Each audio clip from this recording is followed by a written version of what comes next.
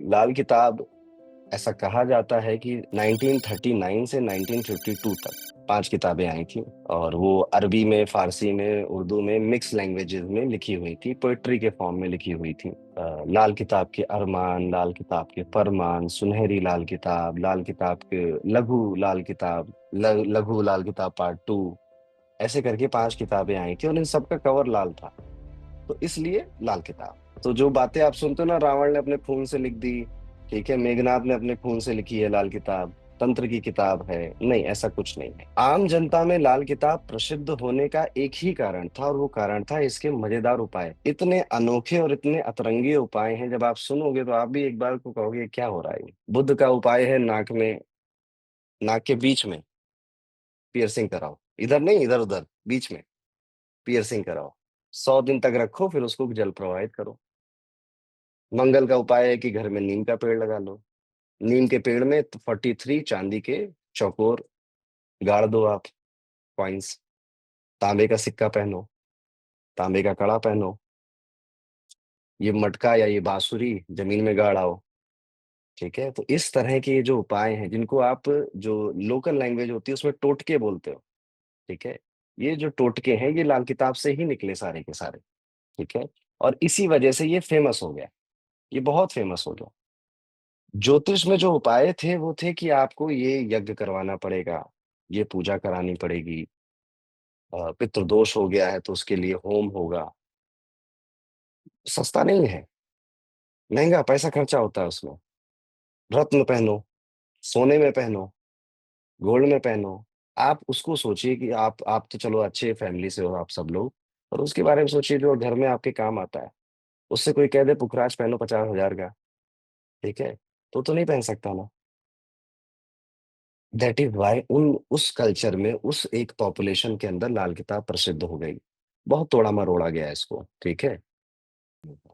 लाल किताब फ़ेमस उपायों की वजह से हुई थी, पर सिर्फ़ उपाय की किताब नहीं। लाल किताब जीवन जीना सिखाती है, लाल किताब रिश्ते निभाना सिखाती है। लाल किताब को अगर आप ढंग से पढ़ेंगे, समझेंगे, तो ये आपके कर्मों को धुलती है। जो पिछले जन्म में कांड करके आए हो ना आप, लाल किताब बताती है कि इस जन्म में वो कर्म क्या है जो आपको करना है, कौन-सा ऋण लगा हुआ है।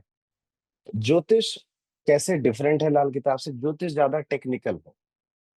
उसमें मैथमेटिक्स और दिमाग थोड़ा ज़्यादा खर्चा होता है। ठीक है? उसमें डिग्री, फिर कंजंक्शन, फलाना-ढिकाना सब कुछ है उसमें। बहुत ड है उसमें D9 चार्ट, D7 चार्ट, फिर इतने सारे डिविज़नल चार्ट, दशाएँ अलग-अलग तरह की हैं। लाल किताब बहुत ज़्यादा सिंपल है और इसीलिए पॉपुलर भी हुई। जो लर्नर थे उनके बीच में भी इसी वजह से पॉपुलर हुई। ये सिंपल बहुत है, आसान बहुत है। ज्योतिष में 12-9-12 होता है, राशियाँ, घर और प्लैनेट्स। इसमें बस घर होता है, हाउस। राशियों का कॉन्सेप्ट है नहीं ज़्यादा। लाल किताब वैदिक ज्योतिष से किस तरह से डिफरेंट है? जैसे अगर मैं आपकी कुंडली पूछूँ, अगर मैं कभी पूछूँ आपका लगन क्या है? तो अगर आपको नॉलेज होगी तो आप देखोगे फर्स्ट हाउस में कौन-सी राशि है मेरे। फिर आप कहोगे कि हाँ, मेरा कन्या लगन है, मेरा मीन लगन है या कुंभ लगन है। लाल किताब में सबका लगन एक ही है, सारे के सारे मेष लगन वाले, कोई कुछ नहीं, कोई कन्फ्यूज़न नहीं। राशियाँ घुमाना-वुमाना सब खत्म। तो ये पहला डिफरेंस है। आप देखोगे कि प्लैनेट की प्लेसमेंट चेंज नहीं होती। तो मैं आपको स्क्रीन पे समझा रहा हूँ, कैसे देखा जाता है। आ, ओके,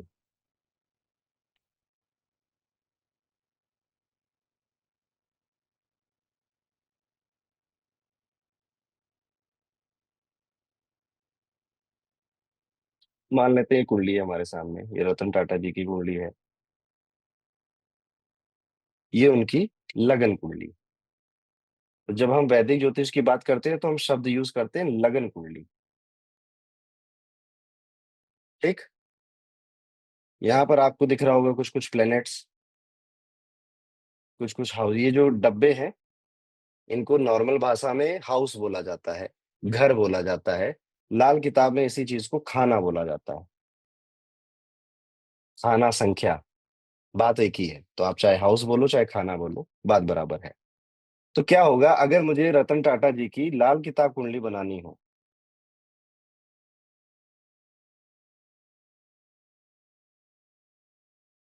अब कुछ नहीं करना, बस पहले ये फर्स्ट हाउस है, ठीक है, ये सबका फर्स्ट हाउस होता है, चाहे कोई भी एस्ट्रोलॉजी आप पढ़ो, फर्स्ट हाउस यही रहेगा। तो फर्स्ट हाउस में फर्स्ट नंबर लिखा, सेकंड में दो, थर्ड में तीन, fourth fifth six seven eight nine. ये नंबर किस चीज के लिख रहा हूं मैं, ये हाउस के लिख रहा हूँ कि राशि के लिख रहा हूँ?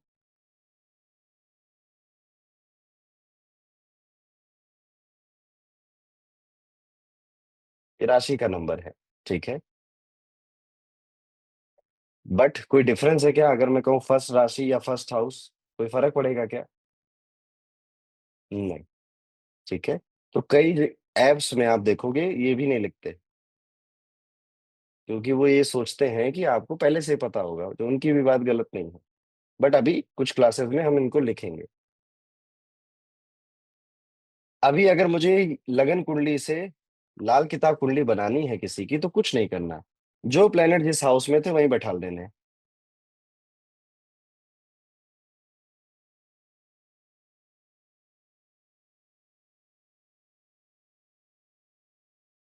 बन गई लाल किताब कुंडली।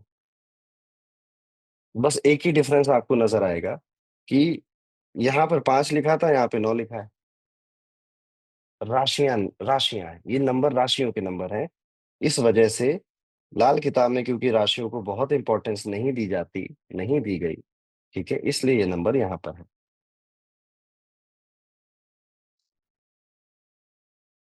ठीक, यहाँ तक सब क्लियर है। तो आप अपनी लाल किताब कुंडली खुद बना सकते हो, है ना। अब क्योंकि हाउस की इतनी इंपॉर्टेंस है, तो हाउस के बारे में जितनी जानकारी हो जाए उतना अच्छा है। उस हाउस के जितने एट्रीब्यूट्स हमें पता चल जाएं उतना हमारे लिए अच्छा है। जितने पता होंगे उतने हम यूज कर पाएंगे प्रिडिक्शन करने में। तो जैसे फर्स्ट हाउस है, फर्स्ट हाउस यानी कि ये वाला हाउस, चाहे कोई भी कुंडली हो, फर्स्ट हाउस यही रहेगा।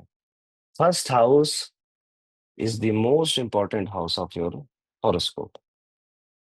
अगर ये गड़बड़ हो जाता है तो लाइफ में बहुत प्रॉब्लम आती है। सोचो आपका दिमाग ही खराब हो गया है, कोई इंसान अच्छी बात भी आपको बताए और आपको बुरी लगे तो कहेंगे ये पागल आदमी है, दिमाग खराब है इसका, यही कहेंगे ना। ये चीज कहाँ से पता चलती है? ये चीज उसके फर्स्ट हाउस से पता चलती है। इसीलिए फर्स्ट हाउस का अच्छा होना बड़ा अच्छा और जरूरी भी है। फर्स्ट हाउस की दशा हमेशा आपका अच्छा करने आती है। फर्स्ट हाउस में आपकी पर्सनालिटी है, आपके सोचने का तरीका है। आपके पास कोई प्रॉब्लम आ रही है, आप उसे कैसे देख रहे हो? आप प्रॉब्लम आती है, आप भाग जाते हो, या प्रॉब्लम आती है आप सामने आके लड़ते हो उसे? First house, that is why perfect. First house में आपकी हेल्थ भी देखी जाती है, आपका स्वास्थ्य भी देखा जाता है। तो जब बीमारी की बातें आएंगी तो फर्स्ट हाउस इंपॉर्टेंट हो जाता है, सिक्स्थ हाउस भी इंपॉर्टेंट होगा, छठा घर भी बीमारी में। अब आते हैं सेकंड हाउस पे। सेकंड हाउस यानी कि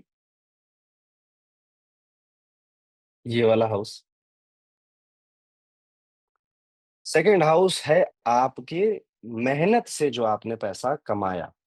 मेहनत शब्द याद रखिएगा, हर कोई मेहनत से पैसा नहीं कमाता, ठीक है, कईयों को विरासत में मिलता है, कईयों को वो किसी के ऊपर डिपेंडेंट होते हैं, वहां से पैसा मिलता है।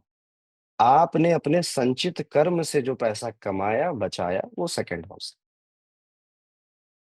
सेकंड हाउस आपका परिवार है, पूरा परिवार, जिनके साथ आपका खून का रिश्ता है, वो फैमिली भी सेकंड हाउस है। सेकंड हाउस आपकी वाणी है। अब यहाँ पे जैसा प्लेनेट बैठेगा वैसी वाणी आपकी हो जाएगी। जिसके मून बैठेगा वो बहुत स्वीट एंड सूदिंग वॉइस होगी उसकी। जिसका मंगल बैठेगा वो थोड़ा सा डोमिनेटिंग वॉइस होगी उसकी, उसकी आवाज में ही वो बात होगी। किसी का जुपिटर बैठेगा तो जब भी बात करेगा ज्ञान दे देगा, ठीक है। तो आपकी आवाज कैसी है, ये सेकंड हाउस है। आपका परिवार कैसा है, ये सेकंड हाउस है। आपका पैसा कैसा है, मनी वेरी इंपॉर्टेंट। आगे जब आप कुंडली पढ़ोगे तो ये सवाल बहुत आएंगे कि मैं कितना कमाऊंगा, अमीर कुंडली है कि नहीं, तो उसके लिए आपको सेकंड हाउस देखना पड़ेगा। ओके। फिर आता है थर्ड हाउस। थर्ड हाउस आपके सिबलिंग्स, बड़े हों या छोटे, दोनों इसी हाउस में आ जाते हैं। सिबलिंग्स। कौन से सिबलिंग्स? जो सच्चे सगे वाले ने, सगी बहन, सगा भाई, ये वाले सिबलिंग्स इसमें आते हैं। ये हाउस बताता है कि आप कितना हार्ड वर्क कर पाओगे। कितनी, हर कोई मेहनत नहीं कर सकता है इस दुनिया में, आप भी जानते हो। ठीक है। तो ये हाउस बताता है कि आप कितना मेहनत कर पाओगे। This is the house of hard work. ये हाउस डॉक्यूमेंटेशन का भी,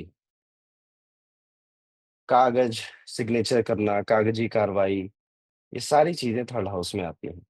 थर्ड हाउस मार्केटिंग को भी रिप्रेजेंट करता है। थर्ड हाउस आपके सेल्स को भी रिप्रेजेंट करता है। आप कल को चलकर अपना ऑनलाइन अगर प्रेजेंस बनाने की कोशिश करते हो, वीडियोस बनाते हो, रील्स बनाते हो या वेबसाइट क्रिएट करते हो, ये सारा सोशल मीडिया आपका थर्ड हाउस में। एक्टिंग, एक्टर का करियर। ठीक है।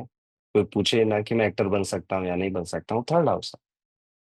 और आप जो छोटी छोटी यात्राएं करते हो, गुड़गांव से नोएडा चले आए, नोएडा से मेरठ चले गए, छोटी यात्रा, 1 घंटे, 2 घंटे, 3 घंटे मैक्सिमम।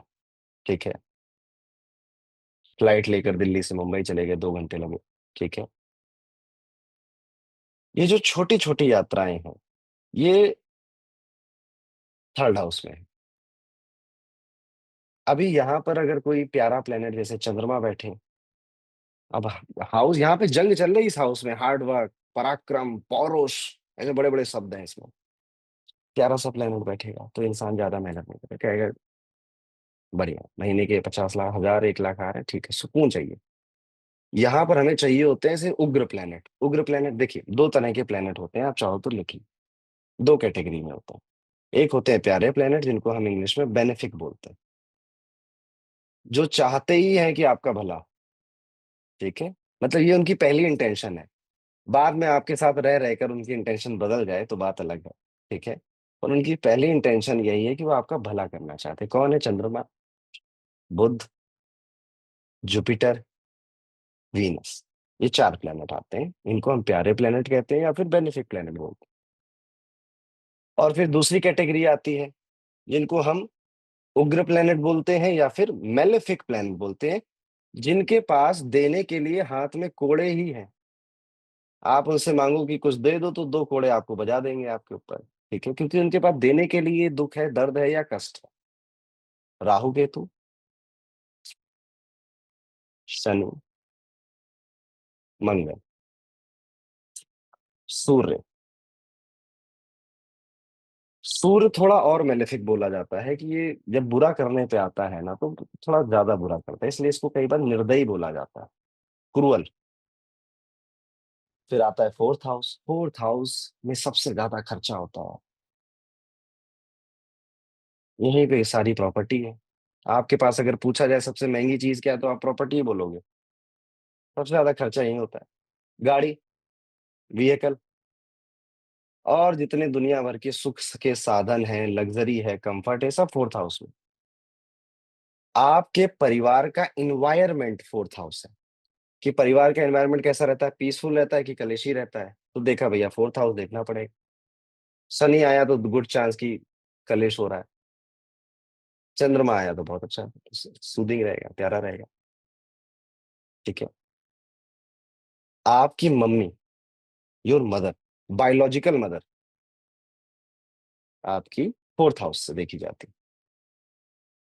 उनकी हेल्थ भी आप यहाँ से देख सकते हो। अगर फोर्थ हाउस में शनि बैठा है तो मम्मी को परेशानी देगा, पैरों में दर्द देगा, पेट खराब रखेगा। सबसे इंपॉर्टेंट हाउस है, इसे सुख भाव भी बोला गया। ये सुख का भाव है, ये तो ठीक होना ही चाहिए। फिर आया पांचवा घर, फिफ्थ हाउस। ये रहा fifth house. Fifth house mental peace. Fifth house में भी आप याद रखना कि किस तरह के विचार आपके मन में आते हैं, ये फिफ्थ हाउस है। आपका दिमाग कहाँ जा रहा है, ये भी फर्स्ट हाउस भी है, फिफ्थ हाउस भी है। Mental peace. अब जिनका वीनस यहाँ पे बैठ जाता है तो उनको सारे सुख साधन के ही ख्याल आते हैं, लस्टफुल ख्याल आते हैं, ऐसी फीलिंग्स आती हैं। इनका जुपिटर बैठ जाता है, उन्हें सात्विक श्री हरि के ख्याल आते हैं। तो आपका मेंटल पीस, आपके सोचने का, आपके किस तरह के विचार सबसे ज्यादा आएंगे। इनका बुद्ध बैठता है, वो मजे के पीछे भागते हैं, एंजॉयमेंट के पीछे। पांचवा घर आपका संतान है, आपके बच्चे। कौन सी संतान? फर्स्ट बॉर्न, पहला बच्चा। सारे बच्चे इसमें नहीं आएंगे, पहला बच्चा। ठीक है, जो फर्स्ट चाइल्ड है आपका वो आएगा। फिफ्थ हाउस में आपकी एजुकेशन है। कौन सी एजुकेशन? आप ये सोच सकते हो कि ग्रेजुएशन तक की पढ़ाई आपकी फिफ्थ हाउस में, ग्रेजुएशन तक। फिफ्थ हाउस में आपको रोमांस सबसे इंपॉर्टेंट, रोमांस आपकी, यानी कि जब तक शादी नहीं हुई है तब तक जितने कांड हो रहे हैं वो सब फिफ्थ हाउस के कर्मात है। ठीक है। अब जब शादी करके आप फंस जाओगे तो मूव कर जाओगे सेवेंथ हाउस में। सिक्स्थ हाउस है आपका, आपकी जॉब, आपकी नौकरी। सिक्स्थ हाउस है आपका रोग रिपुरण, यानी आपको कौन सी बीमारी लगेगी, ये सिक्स्थ हाउस है, या नहीं लगेगी वो भी सिक्स्थ हाउस। सिक्स्थ हाउस आपका, आपके शत्रु हैं। और जब शत्रुता होती है तो कहाँ जाके सॉल्व होती है? अभी कह देगा चौराहे पे होती है मुक्केबाजी, नहीं, कोर्ट में। ठीक है। तो जब कोई कोर्ट कचहरी की बात आएगी तो हम सिक्स्थ हाउस की तरफ रुख मोड़ेंगे अपना, देखेंगे कि क्या हलचल हो रही है यहाँ पे। आपकी शत्रुता भी यहीं से देखी जाएगी, कौन कौन आपसे जलता है। फिर है कर्ज, डेट, लोन। कई लोगों को लोन लेना सूट नहीं करता, कई लोगों को बहुत सूट करता है। आप में से होंगे कुछ लोग कि जब लोन लेते हैं तो एक उसको चुकाने के लिए दूसरा लेना पड़ता है। कई होते होंगे लोन लिया था, बिजनेस बनाया, बिजनेस चल गया, लोन भी चुका दिया, पैसे भी आ गए। ओके। तो इस तरह से, और आपके कर्ज कब तक चलेंगे, कब खत्म होंगे, क्या उपाय कर सकते हो, ये सब छठे घर को देखना पड़ेगा इन सब चीजों के लिए। इसके अलावा सिक्स्थ हाउस है सेवा भाव। जब मंदिर में जाकर आप खाना बांटते हो, मंदिर की सफाई करते हो, ये सब सेवा है जिसके लिए आप पैसा नहीं ले रहे हो। आप अपने दिल से काम कर रहे हो, अपनी श्रद्धा से काम कर रहे हो, ये सेवा है। ठीक है। और ये हिंदुइज्म में, हिंदू कल्चर में बहुत है। आपने बचपन से सुनते चले आए होंगे कि ये सब पुण्य के काम है। बात सच है। और ये सब सिक्स्थ हाउस में आते हैं। इसीलिए जब छठे घर में कोई जॉब से परेशान होता है, या कोर्ट कचहरी से परेशान होता है, या फिर अपने कर्ज से परेशान होता है, तो उसको कहा जाता है कि सिक्स्थ हाउस की एक एक्टिविटी कर लो, सेवा। तो ये बाकी की प्रॉब्लम कम हो जाएगी। सिक्स्थ हाउस में आपके पेट आते हैं। ठीक है। अब कोई भी पेट हो आपका, वो सब सिक्स्थ हाउस है। सिक्स्थ हाउस में आपके सर्वेंट्स आते हैं। सिक्स्थ हाउस में आपके एम्प्लॉयज आते हैं, अगर आप बॉस हो तो आपके एम्प्लॉय सिक्स्थ हाउस में। और सिक्स्थ हाउस में आपके मामा जी भी आते हैं। तो कई बार जब यहाँ केतु बैठता है तो मामा की हालत बड़ी बदहाल होती है। जुपिटर बैठता है तो मामा बड़ा कमाता है। ठीक है। तो आपकी कुंडली से मामा की जिंदगी में क्या चल रहा है, इसके बारे में भी आप बता सकते हो। तो ये सब कुछ सिक्स्थ हाउस है। फिर आगे बढ़ते हैं। एक ऐसा हाउस जिससे सारी दुनिया परेशान है पर फिर भी करती है। ठीक है। आपकी मैरिज, शादी। आपकी शादी कब होगी, किस तरह के इंसान से होगी, चलेगी नहीं चलेगी, एक होगी या दो होंगी। अच्छा हाँ, सेवेंथ हाउस याद रखिएगा, पहली शादी है। ठीक है, फर्स्ट मैरिज। ठीक है। बहुत लोग भाग्यशाली होते हैं, उन्हें और भी विवाह करने का सुख प्राप्त होता है। ठीक है। बस मजाक कर रहा हूँ। ठीक है। तो फर्स्ट मैरिज की जब तक बात आएगी तो सेवेंथ हाउस देखेंगे। सेवेंथ हाउस आपका सेकंड चाइल्ड है। फर्स्ट कौन सा था? फिफ्थ। तो सेकंड बेबी की जब बात आएगी तो सेवेंथ हाउस देखना पड़ेगा। तो तीसरा चाइल्ड नाइन्थ हाउस से देखोगे आप। ठीक है। तो ये हो गया। सेवेंथ हाउस में आपका बिजनेस भी आता है। ठीक है। आपका बिजनेस, कौन सा बिजनेस सूट करेगा, चलेगा नहीं चलेगा, ठीक है? ये 7th हाउस में अब बात है। 7th हाउस में पब्लिक अपीयरेंस भी है। तो जब जैसे मान लो आपका पब्लिक अपीयरेंस अगर बहुत इंपॉर्टेंट है, तो 7th हाउस की दशा पीरियड में उसको देखने के लिए कहा जाता है कि 7th हाउस की दशा में आप पब्लिक में अपीयर हुई है, आपका फायदा होगा। ठीक है? 7th हाउस में ये इंपॉर्टेंट है, आपकी marriage and business, marriage partner and business partner, ये सब कुछ 7th हाउस है। 8th हाउस, आठवां घर, जितना बुरा आप सोच सकते हो ना, जितना बुरा उतना सोचो, वो आपको 8वें घर में मिलेगा। 8वें घर में दुख है, पीड़ा है, कष्ट नहीं है, मृत्यु तुल्य कष्ट है, कि इंसान कहे मुझे मार ही दो वो ज्यादा अच्छा है। ठीक है? इतना भारी भारी दर्द है। इसीलिए यहाँ पर ज्योतिष बनाने वाले ने ससुराल को भी डाल दिया कि वो भी किसी को खुश नहीं रख रहे हैं। ठीक है? तो 8th हाउस में आपके ससुराल वाले भी आ जाते, सारे के सारे ननद भाभी, सास ससुर सब आ जाते। ठीक है? देवर, जितने रिश्ते हैं सब आपके 8th हाउस में आ गए। तो अभी किसी लड़की का मंगल बैठा होता है ना, तो इन उससे बोला जाता है कि इन लॉज से नहीं बनेगी। ठीक है? मंगल बैठ जाए, शनि बैठ जाए। ठीक है? राहु बैठ जाता है तो धोखा देते हैं, झूठ बोलते हैं शादी से पहले इन लॉज। ठीक है? 8th हाउस में राहु, शादी से पहले कुछ झूठा झूठ बोला हो गया। लड़कों के केस में ये चीज उतनी इंपॉर्टेंट है नहीं, क्योंकि अगर आप देखो तो इन जनरल लड़के अपने ससुराल वालों से बहुत कनेक्टेड नहीं रहते। इन जनरल वो होली दिवाली में बर्थडे वड्डे में विश वगैरह कर देंगे, पर एक फीमेल के केस में ज्यादा इंपॉर्टेंट हो जाता है, क्योंकि उसको अपनी लगभग आधी जिंदगी उनके साथ बितानी है या उनसे फोन पे बात करनी है। ठीक है? तो ये हो जाता है। 8th हाउस में ज्योतिष है, 8th हाउस में तंत्र है, काला जादू भी 8th हाउस में है। सारी रहस्यमयी विद्याएं जिनको आम जनता परस्यू नहीं करती है, ये सब कुछ 8th हाउस में आ जाता है। 8th हाउस में अचानक से होने वाले नुकसान है। अचानक से नुकसान हो गया, ऑप्शन खरीदे थे डूब गए, बैंक हो गए। अचानक से फेमस भी करता है 8th हाउस। आपने देखा होगा कि कुछ लोग अचानक से एकदम से फेमस हो जाते हैं, फिर गायब हो जाते हैं, कहाँ गए नहीं पता। ये 8th हाउस की एक्टिविटी है, उसी की दशा में या उसी के टाइम पीरियड में ऐसा होता है। अब यहाँ पर ये बात आपको समझनी चाहिए, जैसे मैंने 6th हाउस में क्या कहा, रोग रिपू ऋण से बचना है तो क्या करो, सेवा करो। इसी तरह से दुख दर्द पीड़ा कष्ट मानसिक तनाव और ससुराल वालों से अगर आपको बचना है तो क्या करो, ज्योतिष सीखो, एस्ट्रोलॉजी सीखो। सीखो, बस करो ना करो आपके ऊपर। ठीक है? 8वां घर एक्सीडेंट है, मारता नहीं है। याद रखिए, 8वें घर में मरता इंसान कम है, मारने के लिए 12वां घर है। ठीक है? तो 8वें घर में मृत्यु तुल्य कष्ट आता है। तो एक्सीडेंट हो गया, 8वां घर, ला इलाज बीमारी, क्रिटिकल इलनेस जिसे बोलते हैं, कैंसर हो गया, और भी कुछ बीमारी ऐसी हो गई जो लंबे समय से चली आ रही है, वो 8th हाउस है। 8th हाउस में जब शनि बैठता है तो इंसान को दारू बुलाती है अपने पास, कि आओ मुझे पियो, फिर वो पीता है, फिर उसका लीवर चला जाता है। ठीक है? 8th हाउस शनि वाले बड़े एडिक्टेड हो सकते हैं, बहुत पॉसिबिलिटी है। कब? अगर इन्होंने शुरू कर दिया है, शुरू नहीं करेंगे तो बचे रहेंगे। ठीक है? तो, तो बच के रहना। ठीक है? आप डरना मत।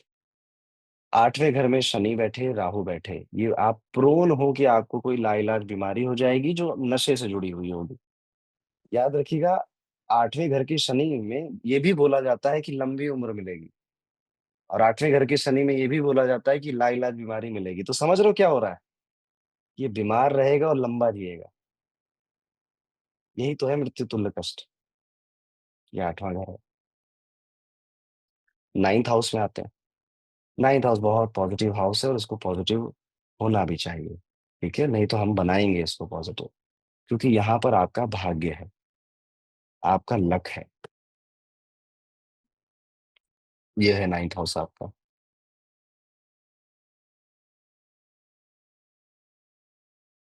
भाग्य बहुत जरूरी चीज है, भाग्य। 3 ही चीज़ें होती हैं जो इंसान को अल्ट्रा रिच बनाती हैं, एक उसकी मेहनत, दूसरा उसका कंटीन्यूअस मेहनत, तीसरा उसका भाग्य।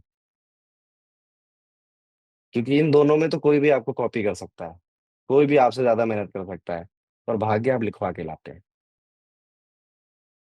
तो 9वें घर में आपका भाग्य है। अभी भाग्य को किस-किस से जोड़ा गया ध्यान से समझना। भाग्य को जोड़ा गया आपके पापा के साथ, इसलिए 9th हाउस में फादर को रखा गया। तो अभी आप सोचो आप अपने फादर के साथ कैसा बर्ताव करते हो? यहाँ पे ये बोला गया ज्योतिष में, लाल किताब में स्पेशली कि फादर बेल्ट-वेल्ट बजाए आपको रोज़ सुबह-शाम। उसके बावजूद आप उनसे सीधे मुँह से बात करेंगे, अच्छे से बात करेंगे। ओपिनियन नहीं मिल रहा पर इज़्ज़त से डिनाई करेंगे, सम्मान देंगे। तो फादर की इज़्ज़त करना आपके भाग्य को बढ़ाता है। और क्या रखा गया? टीचर को रखा गया, गुरु को रखा गया है।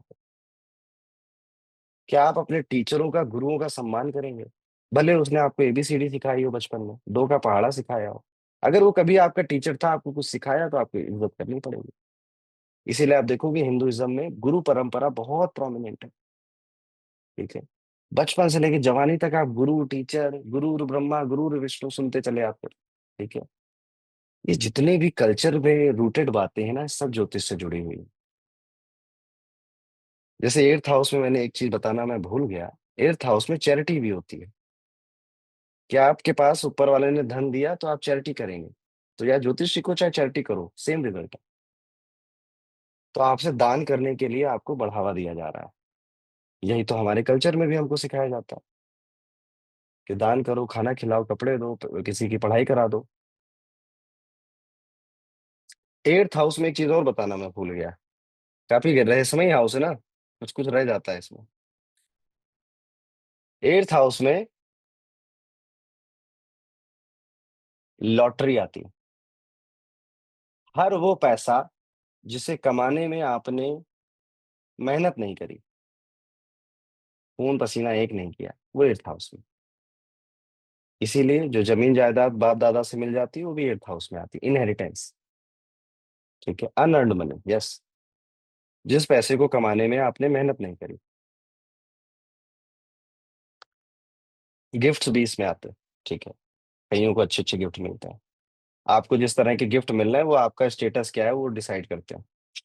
9th house is father, Guru, teacher, luck, higher education. तो ग्रेजुएशन तक हम 5th हाउस में कराए थे, ठीक है?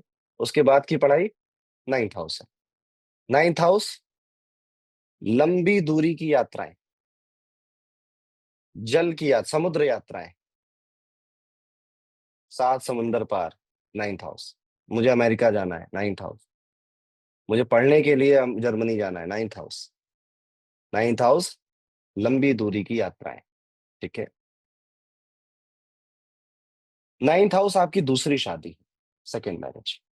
कइयों की पहली अच्छी नहीं चलती, दूसरी अच्छी चलती है, तो 9th हाउस अच्छा होगा उनका, ठीक है? इस वजह से ऐसा होता है।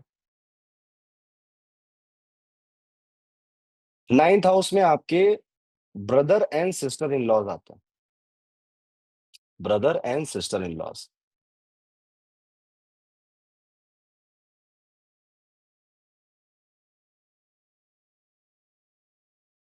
10th हाउस में आते हैं, 10वाँ घर। जॉब का मैंने कौन-सा हाउस बताया आपको? 6th हाउस बताया ना जॉब का। और बिज़नेस का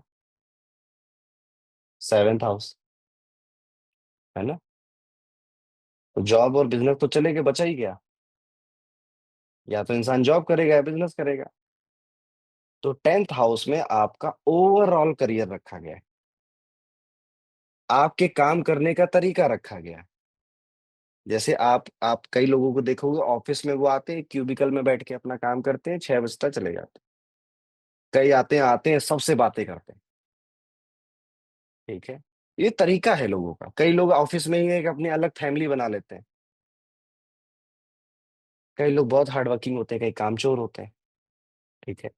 तो आपके काम करने का तरीका क्या है और आपका ओवरऑल प्रोफ़ेशन कैसा जाएगा, ये 10th हाउस है। आपका प्रमोशन यहाँ से देखा जाता है।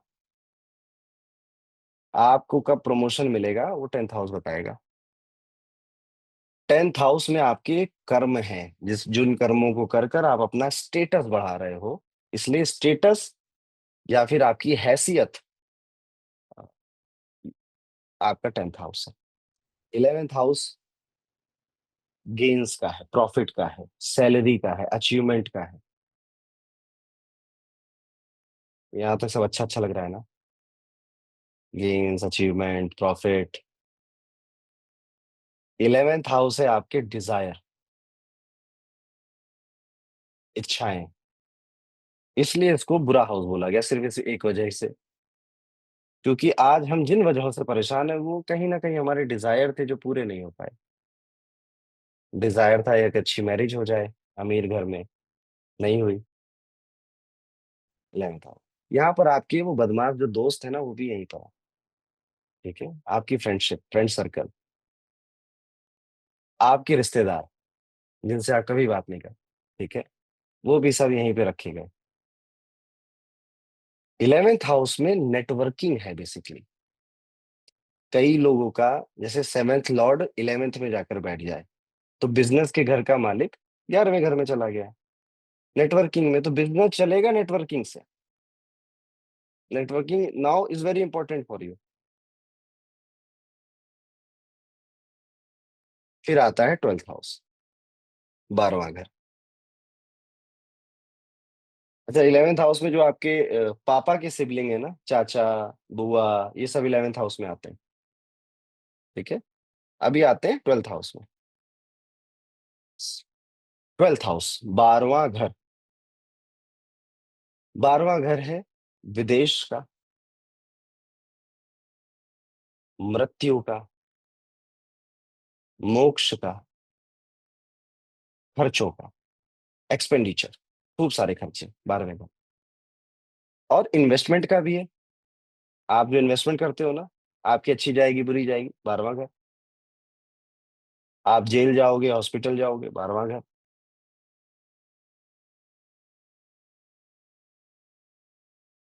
और आपकी ग्रैंडमदर, दादी, 12वाँ, 12th हाउस। ज़्यादातर इस हाउस का इस्तेमाल विदेश को प्रेडिक्ट करने में होता है, पर ये लॉस का हाउस है, याद रखिएगा, हाउस ऑफ लॉस, खर्च कराता है ना। तो ये थे हाउसेस के सिग्निफिकेंस